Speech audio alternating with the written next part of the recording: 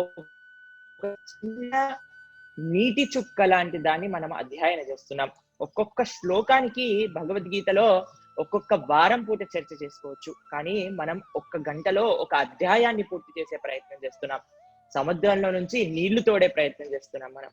కాబట్టి మీ అందరికీ విన్నపం, చక్కగా ఈ యొక్క చర్చలలో చేసే విహంగ వీక్షణాన్ని మనసులో పెట్టుకొని వచ్చే వారం వరకు ఆ అధ్యాయాన్ని చదివే ప్రయత్నం చేయండి. ముఖ్యంగా ప్రభుపాదుల వారి యొక్క టీకాని. ఎందుకంటే ఆచార్యుల యొక్క కృప చేతనే మనకి భగవంతుడు ఇచ్చిన సందేశాన్ని అర్థం చేసుకోగలుగుతాం. కాబట్టి అటువంటి ఆచార్యులు, మహాత్ములు బలదేవ్ విద్యాభూషణ్, శ్రీపాద రామానుజాచార్య స్వామి వీళ్ళందరు ఇచ్చిన టీకాని సారగ్రహం చేసి మనకి ప్రభుపాదుల వారు మనకి అందింపజేశారు ఈ భగవద్గీత యథాతథం. ఎవరి దగ్గరైతే తెలుగులో భగవద్గీత యథాతథం పుస్తకం లేదో వాళ్ళందరూ తప్పకుండా మీ ఇంట్లో పెట్టుకోవలసిన పుస్తకం, చక్కగా అధ్యయనం చేయవలసిన పుస్తకం, పిల్లలకు నేర్పించవలసిన గ్రంథం శ్రీమద్ భగవద్గీత. అయితే మొన్నటిసారి మనం 50వ శ్లోకం దగ్గర ఆపాము. శ్రీమద్ భగవద్గీత 2వ అధ్యాయం ఆ 51 శ్లోకం నుంచి మనం ముందు వెళ్ళే ప్రయత్నం చేద్దాం. అక్కడ బుద్ధి యోగంలో ఉండటం వల్ల వచ్చే 4 విశేషములైన బెనిఫిట్స్ గురించి కృష్ణ పరమాత్మ చెప్తూ ఉన్నారు. మొదటిది, మనకి కర్మ నుంచి విడుదల అనేది జరుగుతుంది. కర్మ బంధంలో చిక్కుకోము. బుద్ధి యోగంతో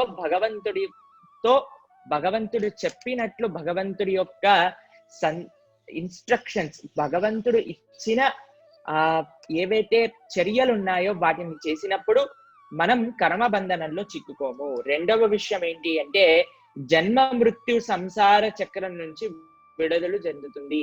పునరపి జననం పునరపి మరణం అనే జన్మ మృత్యు సంసారం నుంచి మనం విడుదలవుతాము. మూడవది స్వర్గం. ఈ భౌతికమైన ఆనందమైన విషయాల నుంచి మనం పైకి వెళ్ళే ప్రయత్నం చేస్తాము. ఏదైతే వేదాలు చూపించిన కర్మకాండ యొక్క అధ్యాయంలో ఏవైతే సుఖాలు దొరుకుతాయో వాటిని కూడా మనం తప్పించి వెళ్ళగలుగుతాము. నాలుగవది సమాధి, స్థితప్రజ్ఞ.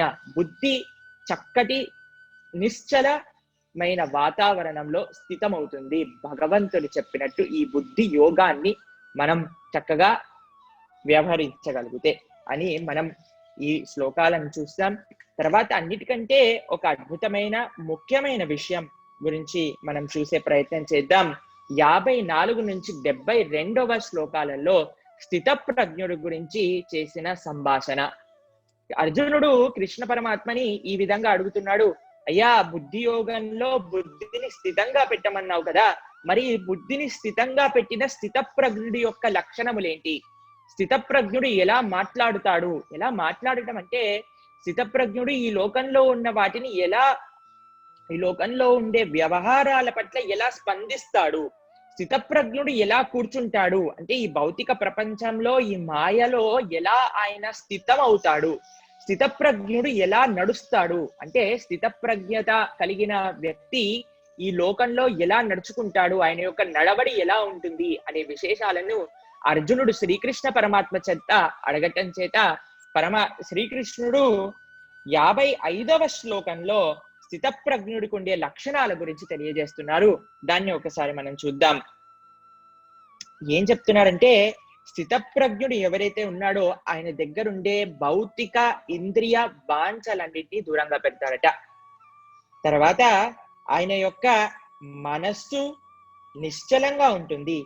ఎప్పుడు కూడా నిశ్చలమైన మనసుతో ఆత్మ తృప్తి అనుభవంతో ఉంటాడు ఈ యొక్క స్థితప్రజ్ఞుడు అనే విశేషాన్ని కృష్ణ పరమాత్మ స్థితప్రజ్ఞుడి యొక్క లక్షణములో 55వ శ్లోకంలో తెలియజేస్తున్నారు. రెండవ ప్రశ్న అర్జునుడిది, స్థితప్రజ్ఞుడు ఎలా మాట్లాడుతాడు? అయితే ఎలా మాట్లాడటం అంటే ఈ ప్రపంచంలో ఉండే వివిధ పరిస్థితులకు స్థితప్రజ్ఞుడు ఎలా సంభాషణ చేస్తాడు? ఆయన ఎప్పుడైతే ఇటువంటి వివిధ స్థితప్రజ్ఞుడు దానికి ఎలా రియాక్ట్ అవుతాడు, ఆయన యొక్క ఉండే స్పందన ఏంటి అనే విషయాలు 56వ శ్లోకంలో 57వ శ్లోకంలో కృష్ణుడు అర్జునుడికి సంబోధిస్తున్నాడు అనమాట. ఆ శ్లోకాలను ఒకసారి మనం చూద్దాం.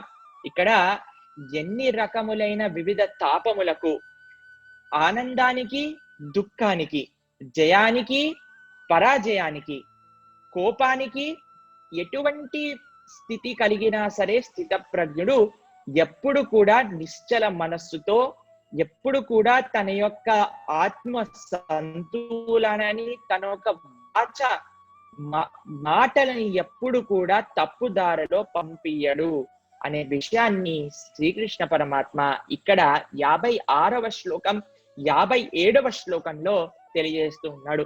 ఎప్పుడైనా మనం చూడండి, మన లోకంలో మనల్ని పొగుడుతున్నప్పుడు మనం చాలా కాలర్ ఎగరేస్తాం, చాలా ఉబ్బిపోతాం అన్నమాట. ఏదో నేను చాలా గొప్పవాణ్ణి అని. ఎవరైనా తిట్టినప్పుడు మనకి చాలా బాధేస్తుంది, అయ్యా వీడు ఇలా దూషిస్తాడా, అలా దూషిస్తాడా అని.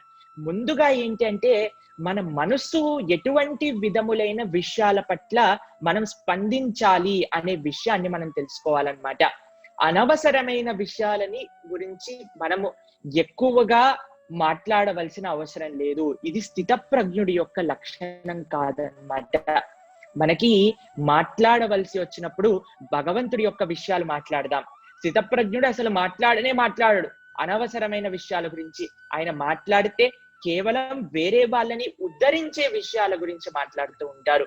ఇప్పుడు మనందరం ఒక్కొక్కళ్ళు ఒక్కొక్క స్థితిలో పెద్దవాళ్ళమే.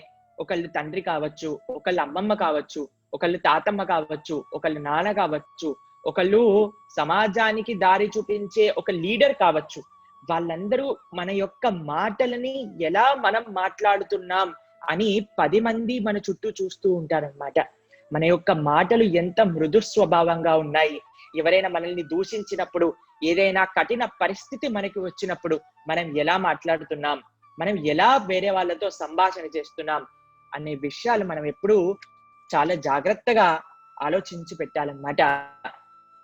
ఇప్పుడు మీకు ఒక మంచి ఉదాహరణ శ్రీమద్ భాగవత పురాణం నుంచి చూపిస్తాను.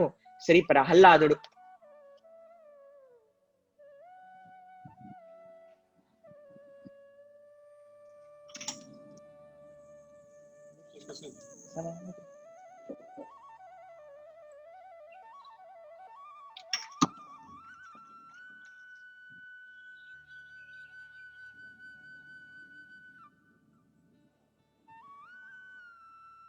అయితే ప్రహ్లాదుడు ఎప్పుడైతే తన తండ్రి గారైన హిరణ్యకశపు ఎన్నో రకములైన బాధలను పెట్టాడు హిరణ్యకశపు ప్రహ్లాదుడికి, అయినా సరే ఆయనని నీటిలో తోసాడు, ఒక పెద్ద పెద్ద పర్వతముల నుంచి కిందకి పంపించేశారు, విషపూరితమైన సర్పాలతో కడిపించారు, అగ్నిలోకి పంపించారు, పెద్ద పెద్ద ఏనుగులతో తొక్కించే ప్రయత్నం చేశారు, త్రిశూలంతో పొడిచే ప్రయత్నం చేశారు, అన్నిటికంటే చాలా శక్తివంతమైన విషాన్ని ఇచ్చే ప్రయత్నం చేశారు.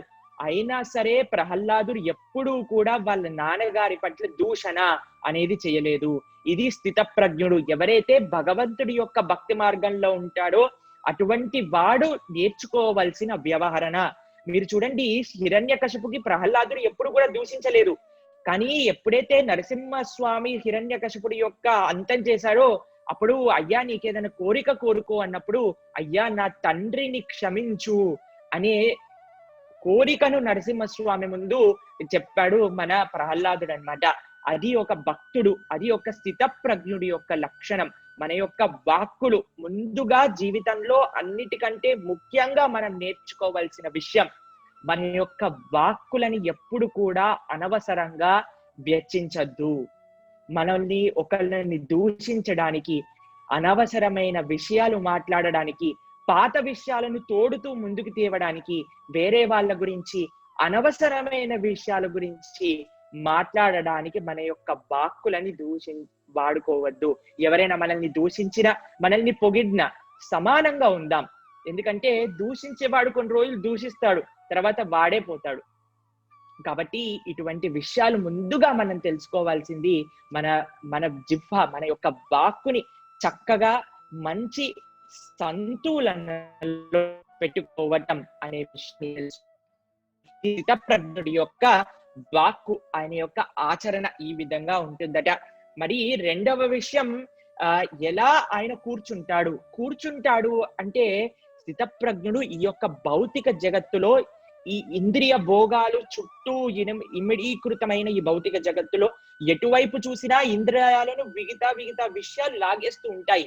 అటువంటి భౌతిక జగత్తులో స్థితప్రజ్ఞుడు ఎలా స్థితమవుతాడు అనే విషయం గురించి శ్రీకృష్ణ పరమాత్మ ఆయనకి ఒక అద్భుతమైన ఎగ్జాంపుల్, ఒక అద్భుతమైన ఉదాహరణతో చూపిస్తూ ఉన్నాడనమాట. ఏంటట, ఇంద్రియాలు అన్ని విధములుగా అన్ని రకాలుగా మనల్ని లాగేస్తున్నాయట. కానీ కృష్ణ పరమాత్మ యొక్క ఎగ్జాంపుల్, ఆయన యొక్క ఉదాహరణ చూడండి. ఎలా అయితే మీరు చూడండి, ఒక తాబేలు ఎప్పుడూ నడుస్తూనే ఉంటుంది, ఒక దగ్గర కూర్చోదు. జనరల్ గా ముందుకు వెళ్తూ ఉంటుంది, కానీ అది ముందుకు వెళ్ళేటప్పుడు అటుపక్కకి ఇటుపక్కకి గమనిస్తూ ఉంటుంది. ఎప్పుడైనా తనకి ఆపద అని వచ్చిందంటే వెంటనే తన యొక్క చేతులు కాళ్ళు మొత్తం లోపలికి తీసుకొని తన పైనున్న కప్పు మాత్రమే చూపిస్తుంది అనమాట. మీరు ఎప్పుడైనా తాబేలు పైన ఉండే కప్పును కొట్టండి, చాలా గట్టిగా ఉంటుంది, దానికి ఎటువంటి హాని అనేది కూడా కలగదు. అలా పరమాత్మ మనకి చెప్తున్న విషయం ఏంటంటే, ఈ భౌతిక జగత్తులో ఎప్పుడైతే మన ఇంద్రియాలు మనం లాగేస్తూ ఉన్నాయో అప్పుడు ముఖ్యంగా మనం చేయవలసిన విషయం ఆ ఇంద్రియాలని నిగ్రహిద్దాం. ఏవైతే కళ్ళకు కనిపించని విషయం మన ముందు కనిపిస్తే వెంటనే మన కళ్ళు మూసుకొని ఆ ప్రదేశం నుంచి వెళ్ళాలి. ఎప్పుడైతే అనవసరమైన మాటలు మనకి ఎవరైనా మాట్లాడుతూ ఉన్నట్టు అనిపిస్తే అక్కడ నుంచి, అయ్యా నన్ను క్షమించండి, నేను ఇటువంటి మాటలు ఇటువంటి చర్చలలో పాల్గొనను అని చెప్పి మనం చక్కగా వినయంగా వాళ్ళకి తెలియజేసి అక్కడి నుంచి వెళ్ళిపోవాలన్నమాట. ఏవైతే తినరాని పదార్థాలు ఎవరైనా మనకి చూపించినా, లేదా ఎవరైనా మనకి ఇచ్చినా, లేదా దాని గురించి ఏదన్నా, ఇప్పుడు చూడండి ప్రతి ఒక్కళ్ళకి వాళ్ళ యొక్క తత్వం అనేది ఉంటుంది. మంచి మార్గంలో వెళ్ళే వాళ్ళని ఎలా అయినా భ్రష్టు పట్టించడానికి ఎన్ని మాటలైనా చెప్పి దుర్మార్గంలో తీసుకెళ్లే వాళ్ళు మన లోకంలో ఉండే ఉంటారు. కాబట్టి అటువంటి వాళ్ళు ఎప్పుడైతే మనకి మంచి విషయాలు కాకుండా చెడు మార్గంలో మనల్ని ఉంటే వాళ్ళని వెంటనే మనం వినయంగా వాళ్ళకి నమస్కరించి అక్కడి నుంచి వెళ్ళిపోవాలి. మన యొక్క ఇంద్రియములు ఎప్పుడైతే మనం నిగ్రహంలో ఉంచుకుంటామో అప్పుడు మాత్రమే మనకి ఈ యొక్క భక్తి జీవితంలో ముందుకి వెళ్ళగలిగే మార్గం సులభం అవుతుంది అనే విషయాన్ని శ్రీకృష్ణుడు 58వ శ్లోకంలో తెలియజేసి ఉన్నాడు. మరి అయ్యా, ఊరికే ఇంద్రియాలను మనం నిగ్రహించలేము. ఎందుకంటే అన్నిటికంటే చాలా కఠినమైన విషయం ఏంటి ఈ ప్రపంచంలో అంటే ఇంద్రియ నిగ్రహం.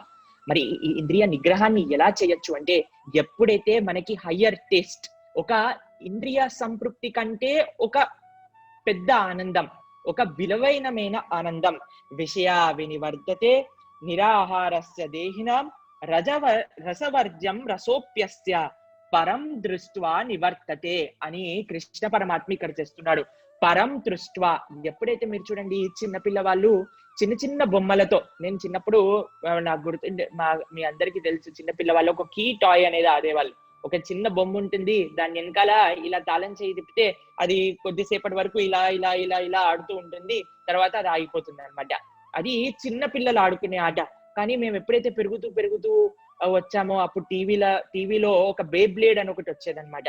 ఎప్పుడైతే అది చూసామో మాకు ఈ చిన్న చిన్న వస్తువులన్నీ పక్కన పెట్టేసి మాకు ఆ టీవీలో చూసిన దాన్ని కావాలి. అయితే కావాలి అని అమ్మ నాన్నని పట్టుకొని చాలా ఇబ్బంది పెట్టేవాళ్ళం అనమాట. అంటే ఏమొచ్చింది ఈ పిల్లవాడికి, ఇంతసేపు ఇంత ప్రాణంగా ఆడుకున్న ఆ యొక్క బొమ్మని ఎలా వదిలేశాడు అంటే ఆయనకి పరం దృష్టి వచ్చేసింది, హయ్యర్ టేస్ట్ వచ్చింది. అంటే ఇంకో అద్భుతమైన ఆనందం గురించి తెలుసుకున్నాడు. అలా మనం ఎప్పుడైతే శ్రీకృష్ణుడి యొక్క శ్రీచరణాలను ఆశ్రయించటం అన్నిటికంటే విలమైన ఆనందం, భగవంతుడి యొక్క భక్తిలో మనం ఎప్పుడైతే రమిస్తామో, భగవంతుడి యొక్క నామ జపంలో మనం ఎప్పుడైతే నమిస్తామో అప్పుడు ఈ చిన్న చిన్న విషయాలు, ఈ చిన్న చిన్న ఆనందాలు అనేవి చాలా తొందరగా మనం దూరం అవుతాయి అన్నమాట. ఇది 59వ శ్లోకం కృష్ణాత్మ అర్జునుడికి తెలియజేస్తూ ఉన్నాడు. అలానే 60వ శ్లోకాన్ని అందరూ చూడండి. ఇక్కడ ఆయన బుద్ధి యోగం చేస్తూ ఉంటే ఏంటి అంటే మన యొక్క ఇంద్రియాలను చక్కగా నిగ్రహించాలి.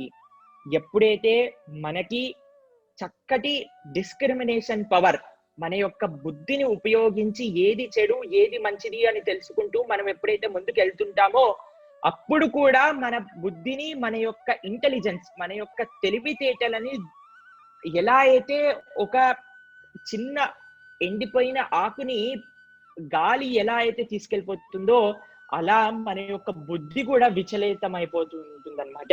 అయితే ఇక్కడ 61వ శ్లోకంలో చూద్దాం. ఎప్పుడైతే మన ఇంద్రియాలను మనం చక్కగా అదుపులో పెట్టుకుంటామో, ఇంద్రియాలను అదుపులో పెట్టుకోవటం ఒక్కటే కాదు మనం చేయవలసింది, ఇంద్రియాలు అదుపులో పెట్టుకుంటూ మనం భగవంతుడి యొక్క భక్తి చేయాలి. ఎప్పుడైతే మనం భగవంతుడి యొక్క భక్తి చేస్తామో అప్పుడు మాత్రమే మన యొక్క ఇంద్రియాలను నిగ్రహించగలుగుతాము. మీకు ఒక చిన్న కథ చెప్తాను. మహాభారతంలో బకాసురుడు అని ఒకడు ఉండేవాడు అనమాట. వాడు ఒక ఊరి పైన పడి వాడు ఏం చేస్తూ ఉండేవాడంటే, ప్రతిరోజు ఒక ఇంట్లో నుంచి ఒక పెద్ద ఆవు ఎడ్ల బండి అంత ఆహారాన్ని వాళ్ళ ఇంట్లో నుంచి ఒక వ్యక్తిని వాడికి రోజు కూడా ఆహారాన్ని పంపించాలి. అయితే పాండవులు ఎప్పుడైతే నమ్మిస్తారు, అయ్యా ఇలా ఈ బకాసురుడు మా దగ్గర ఉన్నాయి మొత్తం తీసుకెళ్తున్నాడు, మా యొక్క సొంత పరివారం నుంచి ఒకరిని పంపించాల్సి వస్తుంది, లేకపోతే వాడు ఊరిని మొత్తం తినేస్తాడు అని చెప్పినప్పుడు ఆ రోజు ఒక ఎడ్ల బండి నిండా ఆహారంతో తీసుకెళ్లి ఒక భీముడు కూడా ఆ ఆహారంతో వెళ్తాడనమాట. ఎప్పుడైతే అక్కడ బకాసురుడు వస్తాడో అక్కడ భీముడు తింటూ ఉంటాడు. అయితే చాలా కోపం వస్తుంది, నా కోసం తెచ్చిన ఆహారాన్ని ఈ భూముడు ఎలా తీసుకుంటున్నాడు అని ఆ బకాసురుడు పరిగెత్తుకుంటూ వస్తాడనమాట భీముడి దగ్గరికి. అప్పుడు భీముడు ఒక్కటి గుద్దుతాడు బకాసురుడు ఒక ముఖం పైన. వెంటనే బకాసురుడు ఎంతో దూరంగా వెళ్ళి పడిపోతాడు అనమాట కింద. అయితే ఈ యొక్క శ్లోకాన్ని చక్కగా చూడండి. తాని సర్వాణి సంయమ్య యుక్త ఆసీత మత్పర. తాని సమయాని సర్వవ్య అంటే ఎలా అయితే మన ఇంద్రియ నిగ్రహాన్ని చేస్తున్నామో, అంటే బకాసురుడు ముఖం పైన ఒకటి గుద్దినట్టు అన్నమాట. యుక్త ఆసీత మత్పర అంటే భీముడు ఎలా అయితే తింటున్నాడో అలా మనం కూడా లోపలికి తీసుకోవాల్సిన విషయం ఒకటి ఉంది, అది భగవంతుడి యొక్క భక్తి. ఎప్పుడైతే మనం భగవంతుడి యొక్క భక్తి చర్యలతో మనకి శక్తి వస్తుందో అప్పుడు మాత్రమే మనం బకాసురుడి యొక్క ముఖం పైన ఒక గుద్దగలం అనేది ఇది చాలా ముఖ్యమైన విషయం అన్నమాట. చాలా మంది ఇంద్రియాల యొక్క నిగ్రహంలోనే వాళ్ళ యొక్క సమయాన్ని వెచ్చిస్తూ ఉంటారు, కానీ అది ఎప్పుడు కూడా మనల్ని సంతోషంగా మనకి ఆ శక్తి మాత్రం లభించదు. కానీ ఎప్పుడైతే మనం హరే కృష్ణ కృష్ణ కృష్ణ హరే హరే, హరే రామ రామ రామ హరే హరే అనే మహామంత్రాన్ని పారాయణ చేస్తామో, శ్రీమద్ భాగవతం, రామాయణం, భగవద్గీత ఇత్యాది గ్రంథాలను వింటామో, సత్ వైష్ణవ సాంగత్యంలో ఉంటామో, కేవలం సాత్వికమైన ప్రసాదాన్ని మాత్రమే స్వీకరిస్తామో, దేవాలయ దర్శనం, నామ జపం, దేవత ఆరాధన ఇటువంటి విషయాలు చేస్తామో అప్పుడు మాత్రమే మనకి ఇంద్రియాలను నిగ్రహించడానికి మనకి శక్తి అనేది వస్తుంది. 62వ శ్లోకం, 63వ శ్లోకం ఇది చాలా ముఖ్యమైన విషయం. దీన్ని చూడండి. ధ్యాయతో విషయాం పుంసాం సంగస్తేషు పజాయతే, సంగాత్ సంజాయతే కామః, కామ క్రోధోపి జాయతే, క్రోధాత్ భవతి సమ్మోహాత్, సమ్మోహాత్ స్మృతి విభ్రమః, స్మృతి భ్రంశాత్ బుద్ధినాశో, బుద్ధినాశాత్ ప్రణశ్యతి అనే విషయాన్ని ఇక్కడ చెప్తున్నాడు అనమాట. ఎలా ఒక స్టేజ్ బై స్టేజ్ ఒకదాని తర్వాత ఒకటి మన యొక్క బుద్ధి ఎలా విచలితమయ్యి మనం భ్రష్టం అవుతామో కృష్ణ పరమాత్మ ఇక్కడ చెప్తున్నాడు. మనం ఎప్పుడైతే ధ్యాయతో విషయాం పుంసాం, ఇంద్రియ భోగముల పైన ఎప్పుడైతే మనం మన యొక్క ధ్యానాన్ని, మన యొక్క బుద్ధిని వాటి గురించి ఆలోచించటంలో పెడతామో, ధ్యాయతో విషయాం పుంసాం సంగస్తేషు పజాయతే, దాని గురించి ఆలోచించి మన యొక్క మనస్సు ఆ యొక్క ఇంద్రియ భోగం పైకి మరలుతుందన్నమాట. ఎప్పుడైతే ఇంద్రియ భోగం పైన మనసు మరలుతుందో అప్పుడు మనకి కామము అనేది ఏర్పడుతుంది. మనం కామంని తీర్చిపోతే అది ఒక కామాన్ని ఎప్పుడు కూడా మనం సంతోషింపబడలేము, అది ఒక కోరిక పెరుగుతూ ఉంటుంది అనమాట. కామం తీరకపోతే మనకి కోపం అనేది వస్తుంది. అయితే ఇది చాలా సైంటిఫిక్, ఎంతో శాస్త్రీయ విధంగా శ్రీకృష్ణ పరమాత్మ మనకి అందజేస్తున్న జ్ఞానం అన్నమాట. అయితే ఎప్పుడైతే మనకి ఆ కామంలో మనం మోహపడిపోతామో అప్పుడు మన బుద్ధి అనేది మారుతూ ఉంటుంది, మన యొక్క బుద్ధి మొత్తం భ్రష్టు పట్టిపోతుంది, ఆఖరికి మన యొక్క బుద్ధి మొత్తం నశిస్తుంది అనే విషయాన్ని కృష్ణ పరమాత్మ ఇక్కడ మనకి తెలియజేస్తూ ఉన్నాడు. 64వ శ్లోకం నుంచి 72వ శ్లోకం వరకు మనం ప్రసాద బుద్ధి గురించి ఇక్కడ ఎంతో అద్భుతంగా తెలియజేశారనమాట. ప్రసాద బుద్ధి అంటే మనం రాగ ద్వేష, ఎవరి మోహం ఉండకూడదు, ద్వేషం ఉండకూడదు. ఇలా ఉండకుండా మనం ఎప్పుడైతే మన ఇంద్రియాలను నిగ్రహించి భగవంతుడి కోసం మనం ఎప్పుడైతే పని చేస్తామో అప్పుడు మనకి భగవంతుడి యొక్క కృప అనేది లభిస్తుంది. భగవంతుడి యొక్క కృప లభిస్తే ఏమవుతాము అనేది 65వ శ్లోకాన్ని ఒకసారి చూడండి. అక్కడ భగవంతుడు చెప్తున్నాడు, మన యొక్క మనస్సు ప్రశాంతంగా మారుతుంది, మనం చక్కటి నిశ్చల తత్వంలో స్థితమవుతాము, మన యొక్క బుద్ధి చక్కటి మంచి విషయాల పట్ల రమిస్తుంది. మరి భగవంతుడి యొక్క కృప అనేది మనకి దొరకకపోతే ఏమవుతుంది అంటే మన యొక్క బుద్ధి మొత్తం చంచలంగా మారుతుంది. మనకి ఎప్పుడు కూడా మన జీవితంలో నిశ్చల అనేది దొరకదు. మీరు చూడండి, ఎంత పెద్దవాళ్ళైనా సరే వాళ్ళకి నిశ్చలంగా మన యొక్క మనసు అనేది ఉండకుండా మారిపోతుంది అన్నమాట. ఎప్పుడు కూడా తాపత్రయం, అవసరం లేని విషయాల పట్ల రమించటం, అనవసరమైన మాటలు మాట్లాడటం, వేరే వాళ్ళని దూషించటం, ఇవన్నీ ఎందుకు మన జీవితంలో మనకు వస్తున్నాయి అంటే మనం మంచి విషయాల పట్ల భగవంతుడి యొక్క ప్రసాదం, భగవంతుడి యొక్క కృప అనేది మనకి లభించట్లేదు. అది లభించాలి అంటే మనం అన్ని విషయాలను పక్కన పెట్టి భగవంతుడి యొక్క విషయాల పట్ల ధ్యానం చేయటం అన్నిటికంటే శ్రేయస్కరమైన విషయము. అయితే ఎప్పుడైతే మన ఇంద్రియాలు ఎప్పుడైతే అజిటేటెడ్ అంటే ఎప్పుడైతే ఇంద్రియాలు పైకి కోరికలతో నిమగ్నమై ఉంటాయో, ఎప్పుడైతే ఆ వాంఛలతో మదమత్తమై ఉంటాయో అప్పుడు మన యొక్క బుద్ధిని మొత్తం భ్రష్టం చేస్తుందన్నమాట. ఒకసారి మా యొక్క డివోటీస్ ఒక జైలుకి వెళ్ళారనమాట, బుక్ డిస్ట్రిబ్యూషన్, భగవద్గీత యొక్క జ్ఞానాన్ని పంచడానికి, భగవద్గీతని చూపించడానికి. అప్పుడు ఒక ఆయన గౌరంగ ప్రభు ఆ జైల్లో ఉన్నప్పుడు ఆయన దగ్గరకు వచ్చి, అయ్యా మీరు ఈ శ్లోకంలో ఈ విధంగా ఈ యొక్క వాక్యం చెప్పారు కదా, దాని యొక్క అర్థం ఇలా కాదు ఇలా అని నేను విన్నాను అని అన్నాడట. అయితే ప్రభుజీ అన్నాడట, అరే ఇంత చక్కగా నీకు భగవద్గీత తెలిసినప్పుడు ఈ యొక్క జైల్లో చెరసాలలో ఎందుకున్నావంటే ఆయన అన్నాడట, అయ్యా చిన్న ఒక క్షరం పాటు నా ఇంద్రియాలను నేను నిగ్రహించుకోలేకపోయాను, ఆ యొక్క కోపంతో చేసిన పనికి ఈ రోజు నేను ఈ శిక్షని అనుభవిస్తున్నాను అని చెప్పాడట. కాబట్టి ఎప్పుడైతే మన ఇంద్రియాలను నిగ్రహించుకోలేమో అప్పుడు మన యొక్క బుద్ధి భ్రష్ట అవుతుంది, దానివల్ల మనం చాలా చెడు కార్యములలో నిమగ్నమవుతాము. కాబట్టి ఇంద్రియ నిగ్రహం అనేది చాలా ముఖ్యం. ఇంద్రియ నిగ్రహం ఎలా కలుగుతుంది అంటే పరం దృష్ట్వా, ఒక హయ్యర్ టేస్ట్, పెద్ద విలువైన ఆనందాన్ని మనం పొందినప్పుడు.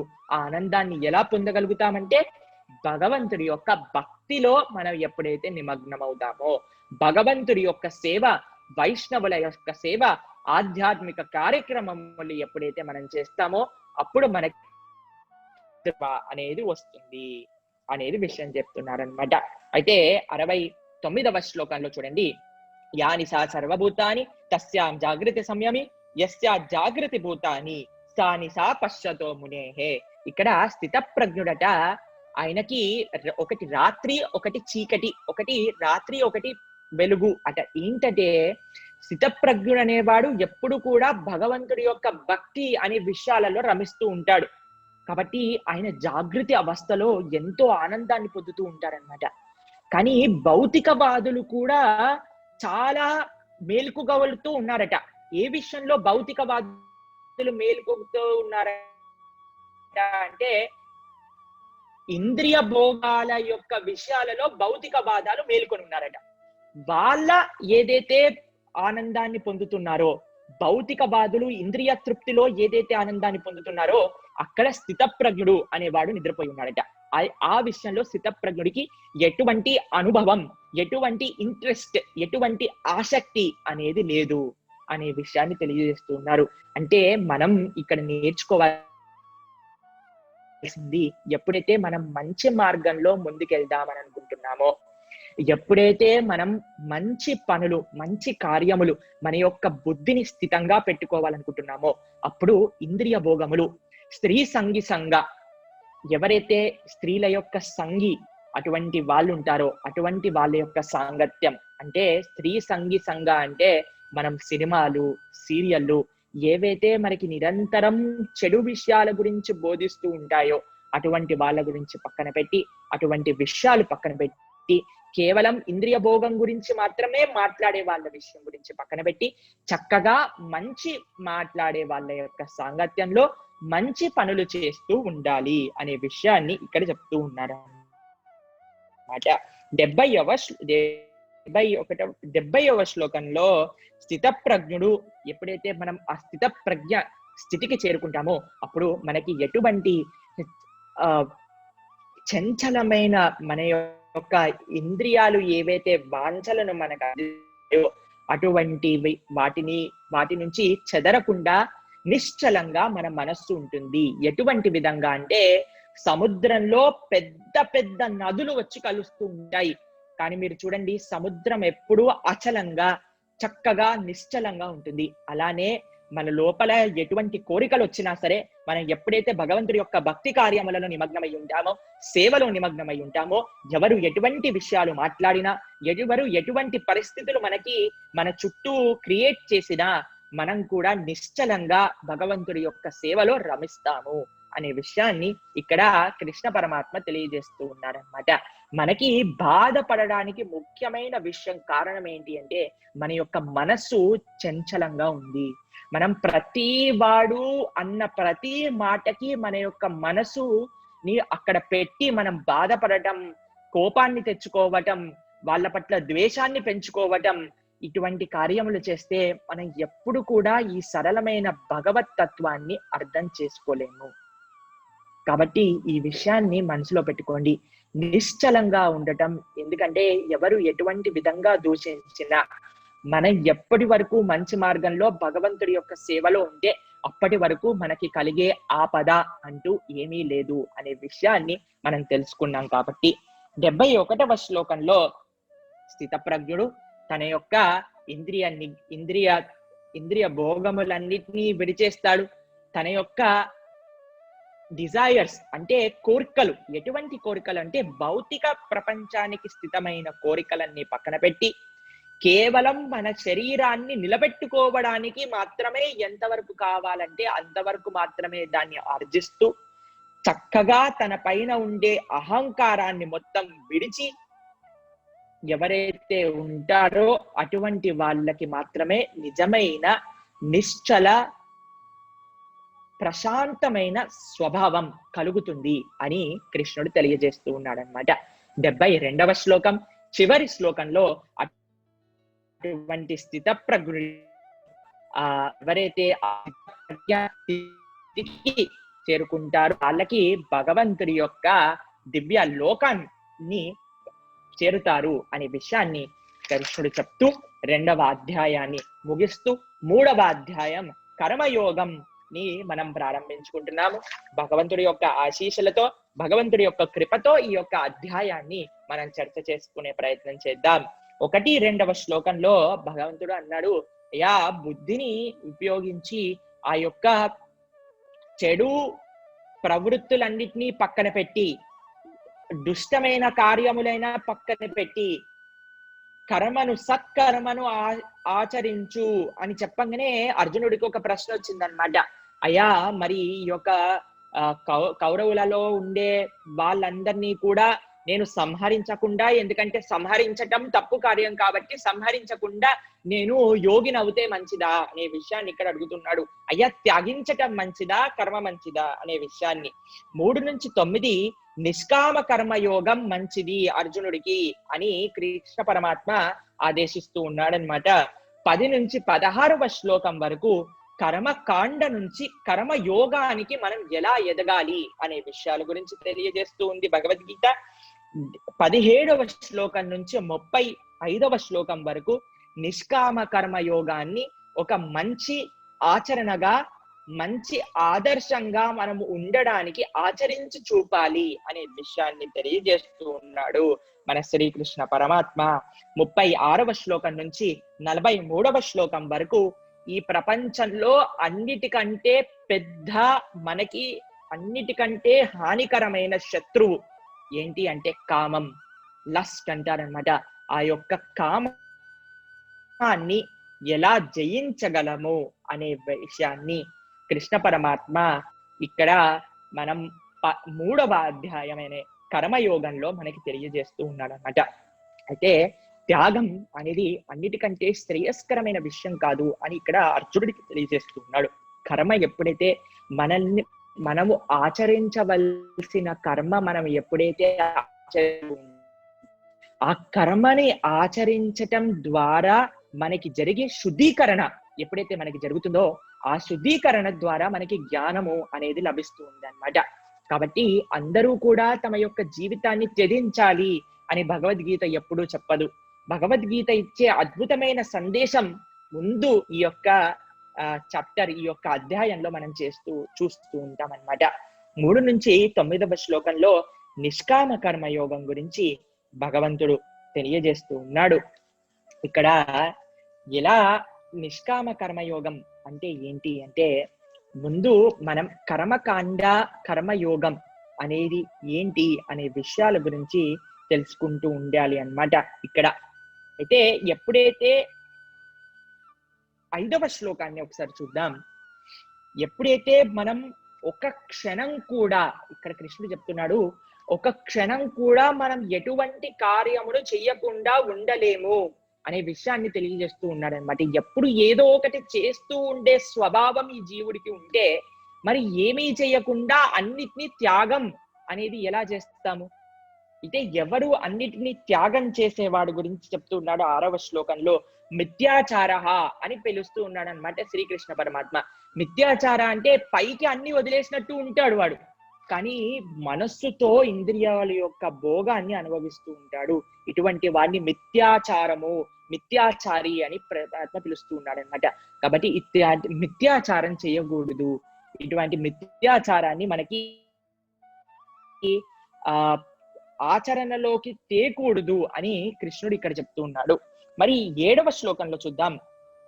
ఎవరైతే సిన్సియర్, ఎవరైతే సరళమైన వ్యక్తి, సరళమైన భక్తుడు ఉన్నాడో వాడు త్యాగం చేయని పక్కన పెట్టి ఏవైతే కర్మ చేస్తాడో అది భగవంతుడి యొక్క కృప ద్వారా చేస్తున్నాము అనే ఆలోచనతో భగవంతుడి కోసం భక్తి మార్గంలో ముందుకెళ్ళి తన యొక్క ప్రిస్క్రైబ్డ్ డ్యూటీ, ఏదైతే తన నిబంధించిన కర్మనుందో దాన్ని భగవంతుడి యొక్క సంపత్తి కోసం ఆచరిస్తాడు ఆ విషయాన్ని ఇక్కడ తెలియజేస్తున్నాడు. కాబట్టి కర్మని సన్యసించటం కంటే కర్మని భగవంతుడి యొక్క సంతృప్తి కోసం చెయ్యటం మేలు అని 8వ శ్లోకాన్ని మనం తెలియజేస్తూ ఉన్నారు. 9వ శ్లోకంలో విషయం మనకి తెలియజేస్తుంది. ఎవరైతే భగవంతుడు విష్ణువు యొక్క తృప్తి కోసం సాక్రిఫైస్, యజ్ఞము అనేది చెయ్యరో అటువంటి వాళ్ళకి ఎప్పుడు కూడా పురోగతి అనేది దొరకదు. కాబట్టి మనం ఎప్పుడైనా భగవంతుడి యొక్క సంతృప్తి కోసం మన యొక్క కార్యములు చేయుట మేలు అనే విషయాన్ని 9వ శ్లోకంలో మనం చూస్తూ ఉన్నామన్నమాట. కాబట్టి ఎప్పుడైతే మనం కర్మబంధం నుంచి దూరంగా ఉండాలి అని మనం ఎప్పుడైతే అనుకుంటామో భగవంతుడి యొక్క తృప్తి కోసం మన యొక్క కార్యములు చేద్దాము. భగవంతుడు ఏదైతే మన విషయాలను మనకి ఏవైతే చెయ్యమని చెప్పారో అటువంటి విషయాలను మాత్రమే ఆచరణలోకి ఉండటం చేత మనం భగవంతుడి యొక్క సంతృప్తి కోసం మన జీవితాన్ని జీవించటం చేత మనం భగవంతుడిని సంతోషపెట్టి తద్వారా కర్మ బంధం నుంచి విముక్తి కావటం అనేది ఇక్కడ జరుగుతుంది. కాబట్టి ఇక్కడ 10వ శ్లోకం నుంచి 16వ శ్లోకం అర్థం చేసుకోవాల్సిన చాలా ముఖ్యమైన విషయం. ఇది కొంచెం మనసు పెట్టి చక్కగా వినే ప్రయత్నం చేద్దాం. కర్మకాండ అంటే ఏంటి? కర్మ యోగానికి ఎలా ఎదగాలి? కర్మకాండ అంటే మన యొక్క భారతదేశంలో ముఖ్యంగా మన తెలుగు రాష్ట్రాలలో అందరికీ చాలా ఇష్టమైన విషయం అన్నమాట. ఏంటి అంటే పూజాది కార్యములు చేయటము. ఎందుకు అంటే ధనం దేహి, పుత్రం దేహి, భార్యా దేహి. మీరు చూస్తే అందరూ ఈ యొక్క ప్రార్థన చేస్తారు. జయ జగదీశ హరే, జయ జగదీశ హరే, ధన సంపత్తి గరు ఆవే, దుఃఖ మిటే తనుక. మన ఏంటట భగవంతుడి యొక్క ప్రార్థన, ఎందుకు నీకు పూజ చేస్తున్నాము? ధన సంపత్తి, ధనములు సంపత్తి మొత్తం మా ఇంటికి రావాలట, ధన శరీరంలో ఉండే దుఃఖాలన్నీ కూడా బయటికి పోవాలట. అయితే ఈ విధంగా ఈ యొక్క కోరికతో మనం ఎప్పుడైతే భగవంతుడిని ఆరాధిస్తామో, యజ్ఞ యాగాది కరువులు, ఎందుకంటే మీరు చూడండి, ఎవరికైతే, నేను టీవీలో ఇంటికి వెళ్ళినప్పుడు చూస్తూ ఉంటాను, ప్రొద్దునే ఒక ముసలివాడు కూర్చుంటాడు, పెద్ద గడ్డ ఉంటుంది, వాడు చెప్తూ ఉంటాడు, అయ్యా ఈ ఒత్తితో ఈ ప్రమిదలో ఆ దిక్కున దీపం పెట్టండి అనగానే వెంటనే అందరికి చాలా మంచిగా వస్తుంది అనమాట. ఎందుకంటే ఈ కర్మకాండ ప్రవృత్తి మన లోపల చాలా ఉందన్నమాట. మనం కర్మకాండ ఎప్పుడైతే ఆచరణ చేస్తామో, కేవలం మన యొక్క ఇంద్రియ భోగాలను నివృత్తి చేసుకోవడానికి,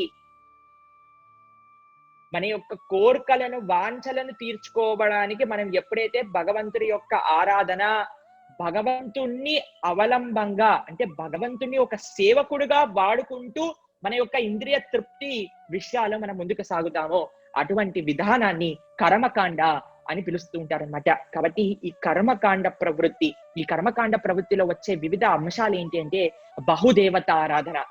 వాళ్ళు ఎటువంటి అన్ని దేవతల్ని పూజిస్తారు. ఎందుకంటే అయ్యా ఈయన్ని పూజ చేయకపోతే ఏదైనా తక్కువ అయిపోతుందో ఏమో అనే భయం ఉంటుందన్నమాట. కాబట్టి ఏ దేవుణ్ణి వదిలిపెట్టకుండా, సోమవారం పూట శివుణ్ణి, మంగళవారం పూట హనుమంతుణ్ణి, బుధవారం పూట వినాయకుణ్ణి, గురువారం పూట ఒక దేవుణ్ణి, శుక్రవారం పూట అమ్మవారిని, శనివారం పూట వెంకటేశ్వర స్వామిని, ఆదివారం పూట అన్నిటికీ సెలవు, ఇంద్రియ తృప్తి, ప్రొద్దు నుంచి రాత్రి దాకా చక్కగా అందరి దేవతలకి సెలవు ఇచ్చేసి ఆదివారం మొత్తం చేయవలసిన పాపములన్నీ కలిసి మళ్ళీ మంగళవారం, మళ్ళీ సోమవారం నుంచి మొదలన్నమాట మనం దేవత ఆరాధన. ఇలా బహుదేవత ఆరాధన కూడా కర్మకాండ ప్రవృత్తి కలిగిన వ్యక్తులలో ఉంటుందన్నమాట. కృష్ణుడు భగవద్గీతలో చెప్తున్నాడు, మామేకం శరణం వ్రజ అహం త్వాం సర్వ పాపేభ్యో మోక్షయిష్యామి మా శుచ. అయ్యా నన్ను ఆరాధన చెయ్యి, నా యొక్క కృపని. ఎవరు కర్మకాండ ప్రవృత్తి నుంచి కర్మయోగానికి వైపు వెళ్తున్న వాళ్ళు అనేలా తెలుస్తామో, మనం శాస్త్రాన్ని అందించే సత్ వైష్ణవ సాంప్రదాయాన్ని అనుసంధానం చేయడానికి మనం మక్కువ అనేది చూపుతాం అన్నమాట. మనకి అన్ని రకములైన ఇంద్రియ భోగములు తెలియకపోయినా మన యొక్క హృదయం అనేది కలుషితాల నుంచి దూరం అవుతుంది, మనం పరిశుద్ధులంగా అవుతున్నాము, మన యొక్క ఇంద్రియ భోగం యొక్క ప్రవృత్తి బయటికి వెళ్తుంది, మనం చక్కటి మంచి మనుష్యుడిగా, మంచి భక్తుడిగా మారుతున్నాము అనే కోరికతో ఎప్పుడైతే మనం సాత్వికమైన ఆరాధన భగవంతుడికి చేస్తూ ఉంటామో, అప్పుడు మనం కాండ ప్రవృత్తి నుంచి కర్మయోగం వైపు వెళ్తున్నాము అనే విషయాన్ని మనం ఇక్కడ తెలుసుకుంటూ ఉంటాం అన్నమాట. ఎప్పుడైతే కర్మకాండలో ఉన్న వ్యక్తులు ఎప్పుడైనా సరే చతుర్విధ పురుషాలలో ధర్మ, అర్థ, కామం ఈ 3 విషయాలు వరకు మాత్రమే ఫోకస్ ఉంటుంది వాళ్ళకి. కానీ ఎప్పుడైతే కర్మ నుంచి జ్ఞానం వైపు వెళ్తామో, అప్పుడు మోక్ష, అంటే ఈ ప్రపంచం నుంచి మనం విడుదల కావాలి, ఈ దుఃఖాల నుంచి విడుదల కావాలి, ఈ పునరపి జననం పునరపి మరణం పునరపి జనని జడరే సైనం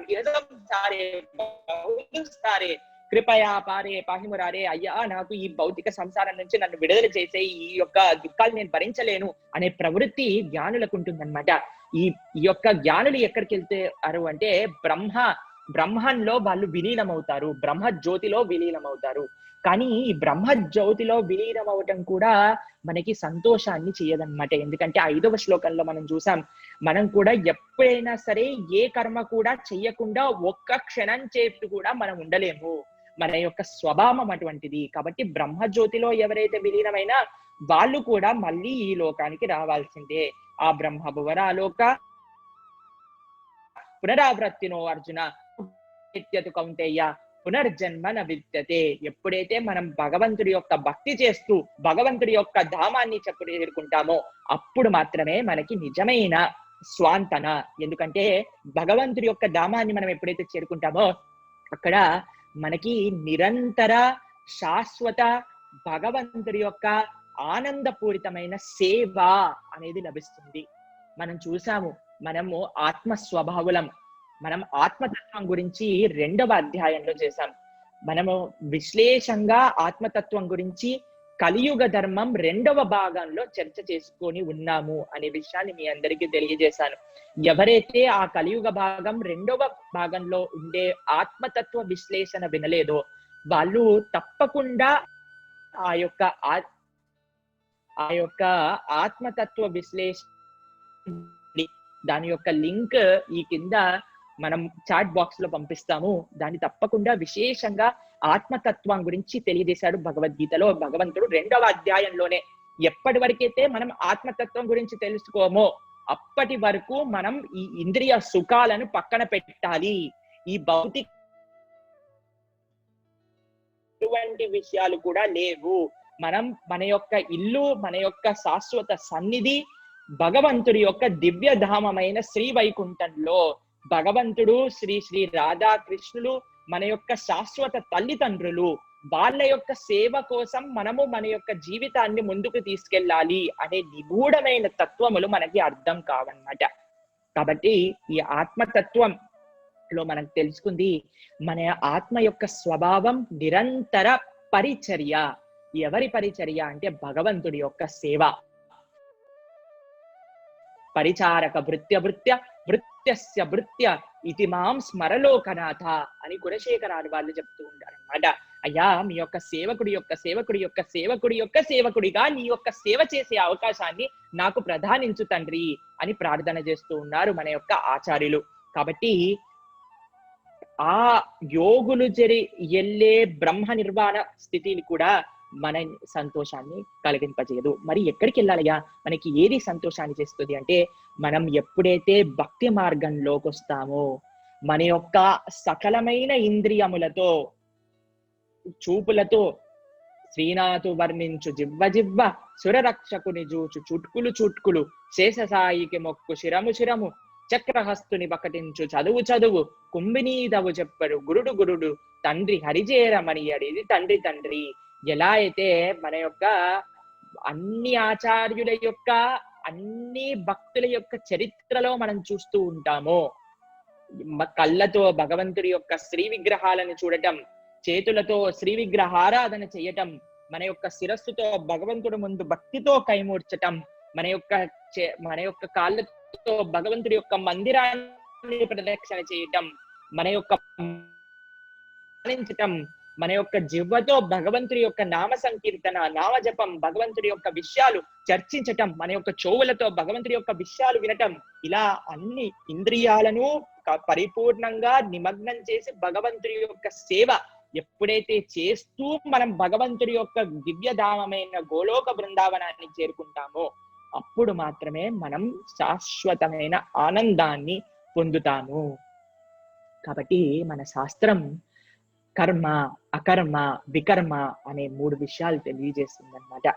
వికర్మ అంటే ఏదైతే చెయ్యకూడని పనులున్నాయో అందులో అన్నిటికంటే ముఖ్యమైన 4 విషయాలు: వ్యభిచారం, జూదం, మద్యపానం, మాంసాహారం. ఇటువంటి 4 విషయాలను పక్కన పెట్టి చక్కగా మంచి మార్గంలో చేయవలసిన కర్మను చేస్తూ, అది ఒక స్థాయి.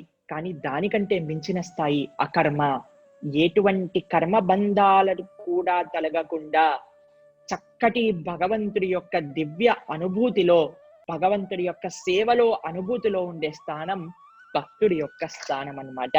అది ఇక్కడ ఈ విషయాన్ని తెలియజేసి ఉన్నారు భగవంతుడు. 13వ శ్లోకంలో చూద్దాము. ఇక్కడ ఎవరైతే భగవంతుడికి నివేదన చెయ్యకుండా ఆహారాన్ని స్వీకరిస్తారో అటువంటి వాడు కేవలం పాపాన్ని తింటున్నాడు, పాపాన్ని భుజిస్తున్నాడు అనే విషయాన్ని ఇక్కడ శ్రీకృష్ణ పరమాత్మ 13వ శ్లోకంలో భగవద్గీతలో తెలియజేస్తూ ఉన్నాడు. మనం ఏదైనా ఆహారాన్ని మనం స్వీకరించే ముందు ఆ సాత్వికమైన ఆహారాన్ని, ఏదైతే శాస్త్రములు నిషేధించిన మాంసాహారం, ఉల్లిపాయలు, ఎల్లిపాయలు ఇటువంటి వాటిని పక్కన పెట్టి అసలు వాటిని మన యొక్క ఇంట్లోనే రానివ్వద్దన్నమాట. ఎందుకంటే వాటి వల్ల వచ్చే తమో రజో గుణముల చేత మన యొక్క బుద్ధి ఈ యొక్క మంచి విషయాలు తెలుసుకోవటంలో మందంగా వ్యవహరిస్తుంది. కాబట్టి పక్కన పెట్టి చక్కగా వేసి ఆ ప్రసాదంగా మనం స్వీకరించాలి. ఎవరైతే ప్రసాదాన్ని స్వీకరించరో వాళ్ళు పాపాన్ని భుజిస్తున్నాడు అనే విషయాన్ని ఇంత స్పష్టంగా భగవంతుడు ఇక్కడ తెలియజేస్తూ ఉన్నాడు అనమాట మనకి. అయితే కేవలం ఆహారంలో మనం ప్రసాద బుద్ధి ఉండాలంటే కేవలం ఆహారంలో ప్రసాద బుద్ధి కాదు, మనం ఏ కార్యం చేసినా కూడా మనకి ప్రసాద బుద్ధి అనేది ఉండాలి. ప్రసాద బుద్ధి అంటే భగవంతుడికి అర్పించి భగవంతుడి యొక్క శేషంగా భగవంతుడి యొక్క కృపగా మనకి స్వీకరించటం. ఒక కొత్త వస్తువు కొనుక్కున్నాం, ఒక కొత్త కార్యం మనం మొదలు పెడుతున్నాం, ఒక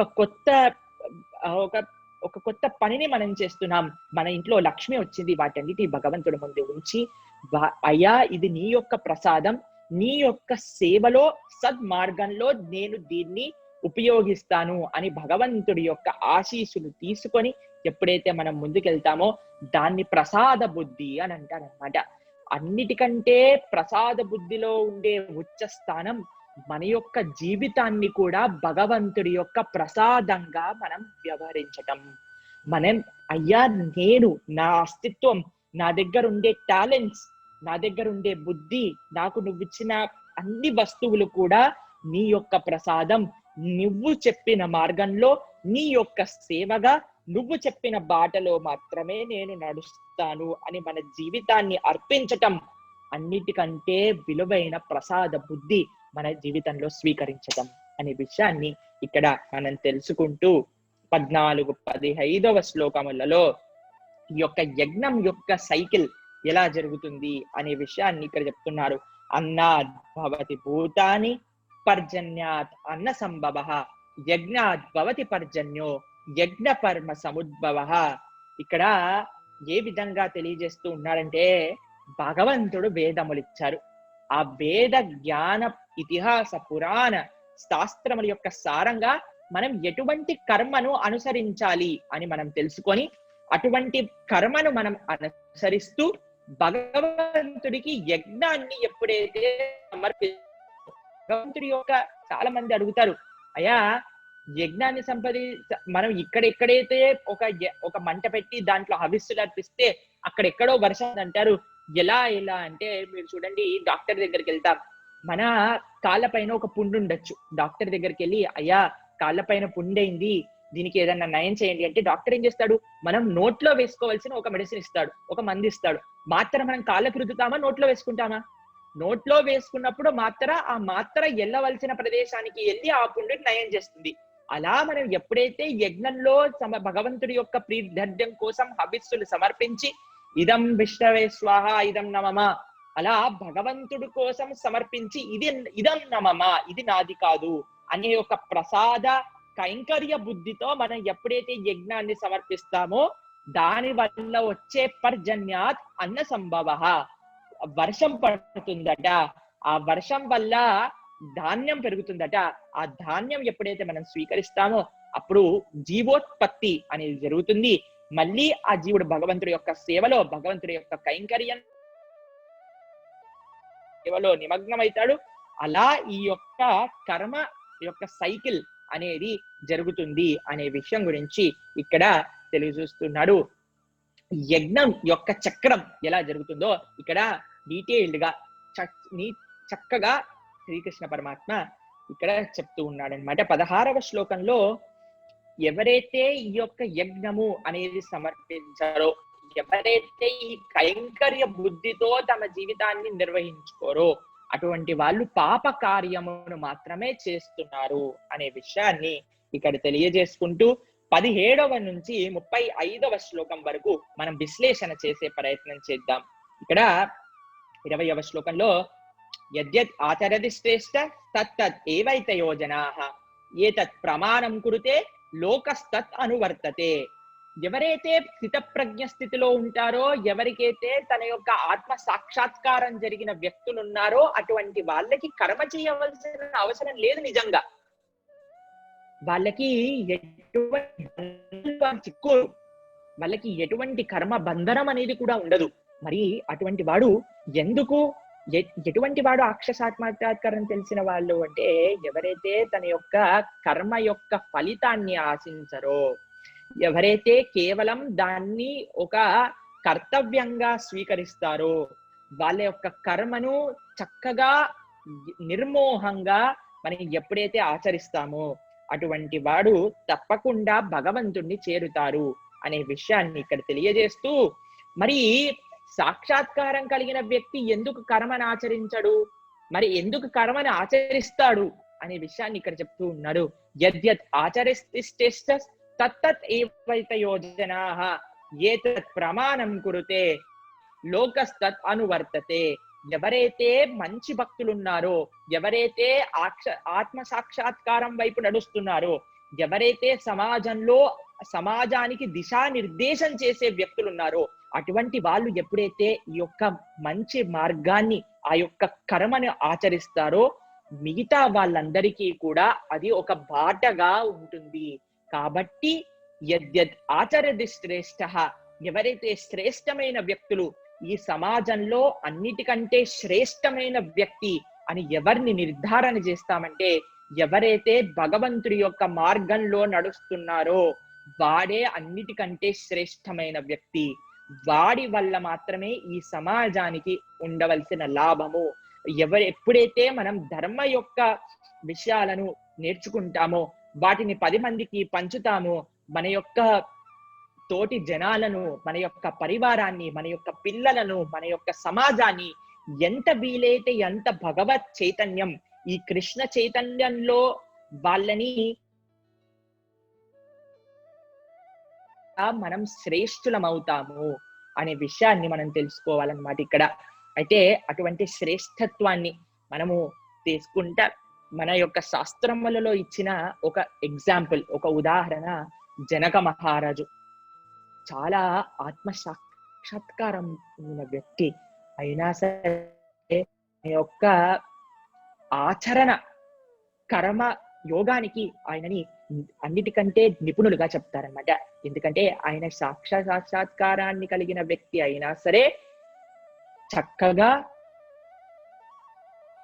కర్మను ఆచరించి వేరే వాళ్ళకి బాట అనేది చూపించారు. కాబట్టి ఎంతో ముఖ్యము ఈ కర్మ ఆచరణ, సత్కర్మ ఆచరణ. ఎటువంటి కర్మాచరణ అంటే నిరపేక్ష కర్మాచరణ. ఆ కర్మ భగవంతుడి యొక్క సేవ, భగవంతుడి యొక్క కృప చేత భగవంతుడి కోసం నేను చేస్తున్నాను అనే విషయాన్ని మనసులో పెట్టుకుంటూ, ఎప్పుడైనా సరే భగవంతుడు తన యొక్క సేవ యొక్క కర్మ యొక్క ఫలితములు భగవంతుడికి అర్పిస్తూ మనం కర్మ చేసి అటువంటి కర్మను వేరే వాళ్ళని ఆచరింపజేసే ప్రయత్నం అనేది మనం చెయ్యాలి అనే విషయాన్ని ఇక్కడ తెలియజేస్తున్నాడు. 21వ శ్లోకంలో 22వ నుంచి 29వ శ్లోకం వరకు మనం చూద్దాం. భగవంతుడికి కర్మ చేయవలసిన అవసరం లేదు, కానీ అటువంటి కృష్ణుడు కూడా ఈ లోకంలో ఎప్పుడైతే అవతరణ చేస్తాడో, తన యొక్క గురువైన సాందీపని ముని దగ్గర వెళ్ళి గురు శుశ్రూష అనేది చేసి విద్యను అభ్యసించి గురువు యొక్క సేవ ఒక ధర్మం, దాన్ని ఆచరించి ఆ కర్మను ఆచరించి చూపించాడు. ఎప్పుడైతే ద్వారకలో ఉన్నారో ప్రొద్దున్నే లేవటం, సంధ్యావందనాది కార్యములు చేయటం, వేరే వాళ్ళకి చక్కటి దాన ధర్మాలు చేయటం, అన్ని చక్కటి ధర్మపూరితమైన కార్యములు శ్రీకృష్ణ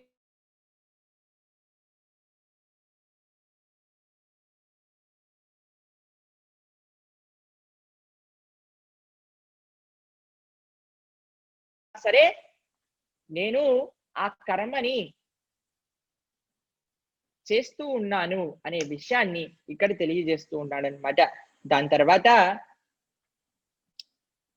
25వ శ్లోకం నుంచి 29వ శ్లోకం వరకు చూస్తున్నాము. మనం ఎప్పుడు కూడా మన యొక్క కర్మని ఒక మోహంతో, ఒక ఆసక్తితో చేయకూడదు, కానీ ఎప్పుడైనా సరే నిరపేక్ష బుద్ధితో కర్మ అనేది ఆచరించాలి. 26 నుంచి 29వ శ్లోకంలో భగవంతుడు ఎవరైతే అజ్ఞానులు ఉన్నారో వాళ్ళని ఎటువంటి మాటలు అనకండి, వాళ్ళని వాళ్ళ జోలికే వెళ్ళొద్దు అని భగవంతుడు చెప్తున్నాడు అనమాట. మరి అజ్ఞానుల జోలికి వెళ్ళొద్దు అని చెప్తున్నారు కదా, మరి భగవంతుడి యొక్క భక్తులు ఎందుకబ్బా అందరూ కూడా ఈ భగవత్ తత్వాన్ని అర్థం చేసుకోవాలనే తాపత్రయంతో ఉంటారు అంటే, ఒక విషయాన్ని గ్రహించండి, భగవంతుడు కూడా వదిలేసిన వాళ్ళని భగవంతుడి యొక్క భక్తులు మాత్రం ఎప్పుడు వదిలేయరన్నమాట. వాళ్ళకి మాత్రం ఒకటే కోరిక, అయ్యా ఈ ప్రపంచంలో ఉన్న వాళ్ళందరూ ఈ భగవంతుడి యొక్క మార్గంలోకి రావాలి, భగవంతుడిని చేరాలి అనే తాపత్రయం ఉంటుంది. కాబట్టి భగవంతుడు వదిలేయమన్నా సరే భగవంతుడి యొక్క భక్తులు మాత్రం వదిలేయరన్నమాట. అది భగవంతుడు వైష్ణవులకు ఉండే కృప అటువంటిది. శ్రీల ప్రభుపాదుల వారు ఈ ఇస్కాన్ని సంస్థాపించిన ఆచార్యులు ఎంత కృప, 70 సంవత్సరాల వయసులో ఎన్నో కష్టాలను అనుభవిస్తూ ఒంటరిగా ఎవ్వరు తెలియని అమెరికాకి వెళ్ళి అక్కడ కార్గో షిప్ లో ఆయన ప్రయాణం చేసి ఎవ్వరు కూడా తెలియని చల్లటి ప్రదేశంలో అప్పటికి 2 హార్ట్ అటాక్లు వచ్చున్నాయి శ్రీల ప్రభుపాదుల వారికి.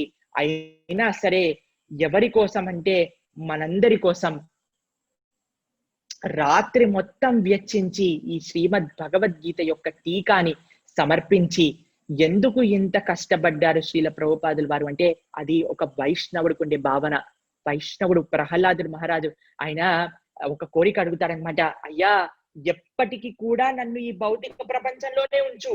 ఎప్పటి వరకు అంటే ఈ జగత్తులో ఉండే ప్రతి ఒక్క జీవుడు నీ యొక్క దివ్య సాన్నిధ్యాన్ని పొందేంత వరకు నేను ఇక్కడే ఉంచి అందరికీ కూడా ఈ భగవత్ తత్వ ప్రవచనాన్ని చేస్తూ నా జీవితాన్ని ఇలానే నేను గడుపుతాను అని ప్రహ్లాదుడు చెప్తున్నాడు అనమాట. ఇది గోపికలు శ్రీకృష్ణ భగవానుడికి చెప్తున్నాడు, తవ కథామృతం తప్త జీవనం కవి విరేడితం కల్మషాపహం శ్రవణ మంగళం శ్రీమదావతం భురిగున్నతే భురిధాజన. అయ్యా నీ యొక్క భక్తులు ఎవరైతే ఉన్నారో భురిధాజనులు, ఈ ప్రపంచంలో ఉండే వాళ్ళందరూ మంచి మార్గంలోకి రావాలి అని వాళ్ళ యొక్క శరీరాన్ని వాళ్ళ యొక్క మనసును నిరంతరం సేవలో త్యాగం చేస్తున్నారు. ఇటువంటి భక్తులను కీర్తించారు, మన శ్రీల ప్రభుపాదుల వారిని కీర్తించారు ఆ రోజు గోపికలు అన్నమాట.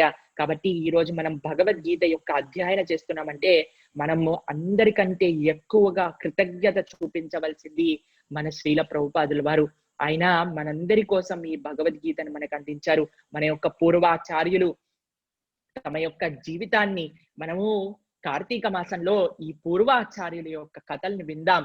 ఎలా మన భారతదేశంలో పుట్టిన వివిధ ఆచార్యులు తమ యొక్క జీవితాన్ని సమాజం కోసం ఈ భగవంతుడి యొక్క భక్తి, ఈ భగవంతుడి యొక్క సనాతన ధర్మం ఎలా నిలబడాలి అని వాళ్ళు చేసిన కార్యముల గురించి మనం తెలుసుకునే ప్రయత్నం చేద్దాం ఈ యొక్క కార్తీక మాసంలో. కాబట్టి ఇటువంటి ఆచార్యులను మనం ఎప్పుడు కూడా కృతజ్ఞతగా ఉండాలి. మనకి ఇటువంటి మంచి మాటలు తెలియజేస్తున్నందుకు, వాళ్ళ యొక్క జీవితాలను మన కోసం అర్పించినందుకు. కాబట్టి వాళ్ళకి మనం చేయవలసింది ఏం లేదండి, కేవలం వాళ్ళు ఇచ్చిన సంపత్తిని ఈ పుస్తకాలను అధ్యయనం చేద్దాం.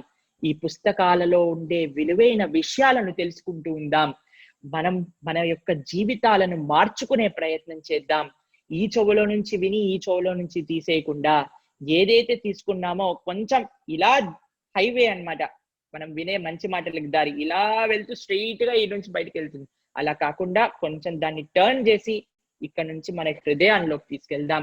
ఆ హృదయంలోనే ఉంచకుండా దాన్ని మన ఆచరణలోకి తీసుకొద్దాం. ఆచరణలోకి మాత్రమే తీసుకొని రాకుండా దాన్ని 10 మందికి పంచే ప్రయత్నం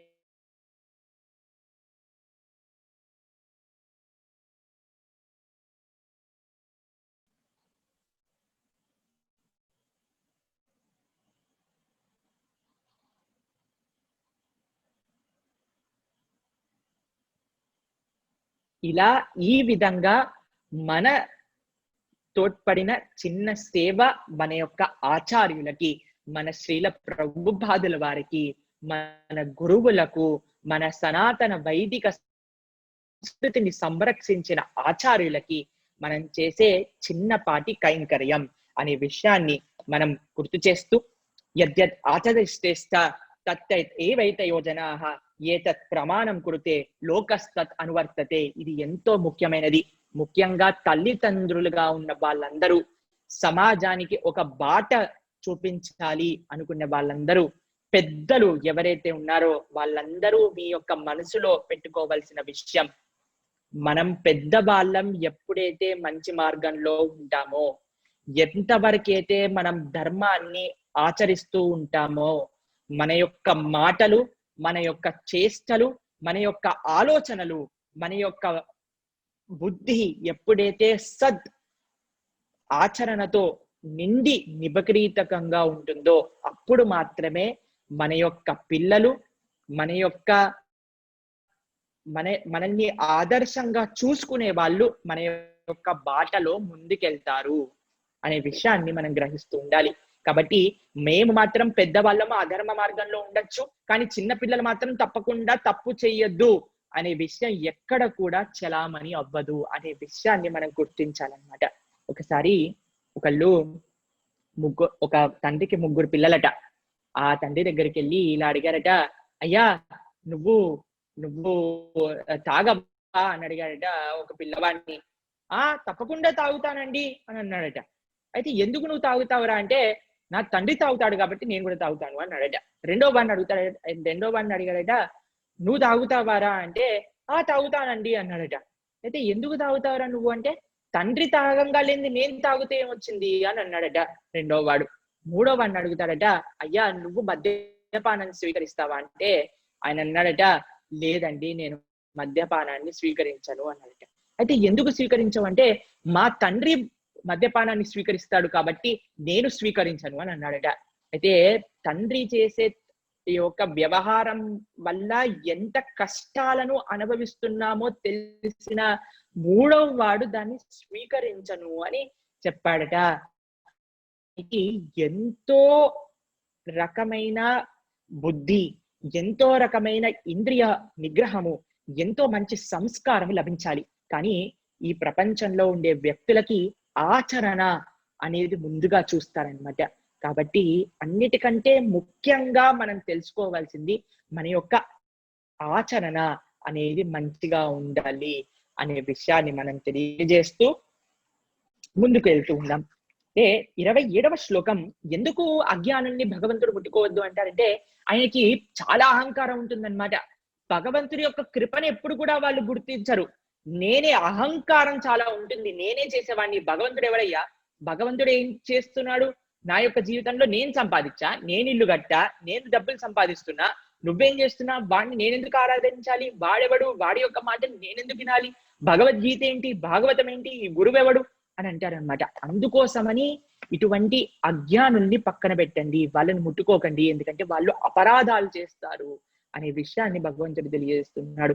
అయినా సరే భగవంతుడి యొక్క కృప కంటే వైష్ణవుల యొక్క కృప, వాంఛాకల్పతరుభ్యస్య కృపా సింధుభ్య ఏవ చ పతితానాం పావనేభ్యో వైష్ణవేభ్యో నమో నమః.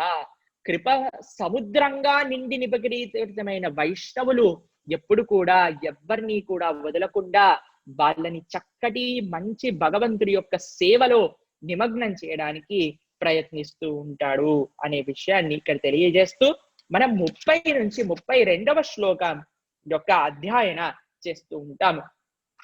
అయితే ఇక్కడ ఆయన ఏమంటున్నాడు అంటే, నీ యొక్క కర్మని ఏదైతే చేస్తామో, కర్మ ఫలితాలు ఏదైతే చేస్తామో దాన్ని నా కోసం, సన్యాసం అనేది, ఆ కర్మ సన్యాసం అనేది ఎవరి కోసం అంటే కృష్ణుడి కోసం, భగవంతుడి యొక్క సంతృప్తి కోసం. కర్మ సన్యాసం అంటే కర్మను వదిలేయటం కాదు, కర్మ చేయండి, దాన్ని భగవంతుడి యొక్క కృపగా అనుకుంటూ భగవంతుడి కోసం చెయ్యండి. మై సర్వస్య కర్మాని, నా యొక్క కృపని ఆధారపరుచుకొని నేను చేయిస్తున్నాను, నా యొక్క కృప చేత జరుగుతుంది. అయితే చాలా మంది అనుకుంటే, అరే భగవంతుడు చేస్తున్నాడు కదా, అయితే నేను చక్కగా బద్ధకంగా ఉండొచ్చా అంటే, బద్ధకాన్ని విడవండి. బద్ధకాన్ని విడిచి ఏదైతే చేయవలసిన కర్మ ఉందో దాన్ని కర్మ ఆచరిస్తూ, ఎలా ఆ కర్మను ఆచరించాలంటే భగవంతుడి యొక్క కృప ద్వారా. భగవంతుడు చేస్తున్నాడు, నేను నిమిత్త మాత్రుణ్ణి, నిమిత్త మాత్రం భవ సవ్యసాచి అన్నట్టుగా భగవంతుడి యొక్క నిమిత్త మాత్రుడిగా నేను నా యొక్క మంచి కర్మను చేస్తున్నాను అనే విషయాన్ని తెలియజేస్తూ మనం ముందుకు వెళ్తూ ఉన్నాము. 31వ శ్లోకంలో ఎవరైతే భగవంతుడి యొక్క చెప్పిన మార్గాన్ని శ్రద్ధావంతో అనసూయంతో, శ్రద్ధతో అసూయ లేకుండా ఎవరైతే చేస్తారో వాళ్ళకి సమూలంగా కర్మబంధన మొత్తం తొలగిపోతుంది అనే విషయాన్ని తెలియజేస్తూ ఇక్కడ 32వ శ్లోకంలో ఎవరైతే నా యొక్క మాటలను వినకుండా భగవద్గీతలో చెప్పిన విషయాలు, ధర్మశాస్త్రంలో చెప్పిన నిబంధనలు ఎవరైతే తన యొక్క మనసులో పెట్టుకోకుండా తన యొక్క బుద్ధికి, తన యొక్క ఇంద్రియాలకి ఏదైతే ఆనందంగా అనిపిస్తుందో వాటిని మాత్రమే చేస్తూ ఎవరైతే ఉంటారో అటువంటి వాళ్ళ యొక్క బుద్ధి మొత్తం కోల్పోతారు. వాళ్ళు మూర్ఖులుగా మారుతారు. వాళ్ళు లాస్ట్ కి చివరికి నాశనం అవుతారు అనే విషయాన్ని ఇక్కడ తెలియజేస్తూ 33 నుంచి 35వ శ్లోకం మనం చూసే ప్రయత్నం చేద్దాం. ఇక్కడ మన యొక్క ధర్మాన్ని కాకుండా వేరే ధర్మాన్ని మనం ఆచరించకూడదు. మన యొక్క స్వధర్మం ఏదైతే ఉందో అటువంటి స్వధర్మాన్ని ఆచరించటం వల్ల మాత్రమే మనకి చక్కటి లాభము అనేది దొరుకుతుంది. మన యొక్క స్వధర్మం ఏంటి అంటే ఆత్మగా మనందరి ధర్మం భక్తి.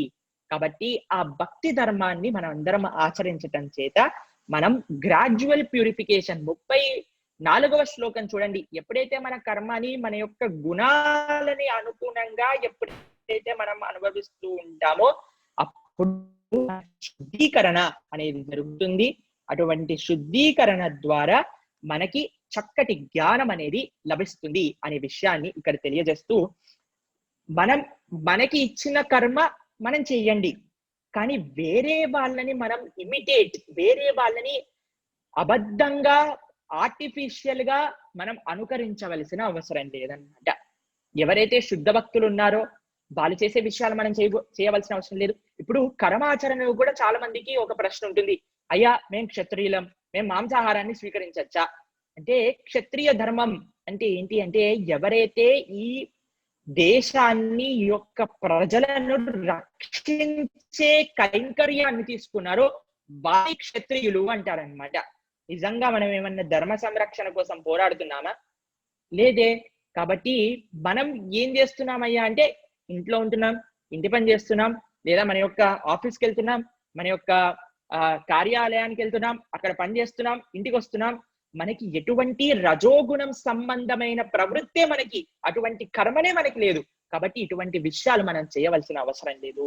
కాబట్టి ఎవరైతే కర్మకి అనుగుణంగా వాళ్ళ యొక్క కర్మని ఆచరిస్తూ ఆ కర్మానికి అనుగుణంగా ఉండే పరిస్థితులను, దానికి అనుగుణంగా ఉండే ఆచార వ్యవహారాలను మనం అనువృత్తి చేసుకుంటూ ముందుకెళ్ళాలి అనే విషయాన్ని ఇక్కడ తెలియజేస్తూ 36వ శ్లోకం నుంచి 43వ శ్లోకం ఎలా అయితే 2వ శ్లోకంలో 2వ అధ్యాయంలో స్థిత ప్రజ్ఞుడి యొక్క సెక్షన్ ఎంతో ముఖ్యమైనదో ఇక్కడ ఈ యొక్క కామం గురించి భగవంతుడు చెప్పే ఈ యొక్క శ్లోకాలు కూడా చాలా ముఖ్యమైనవి.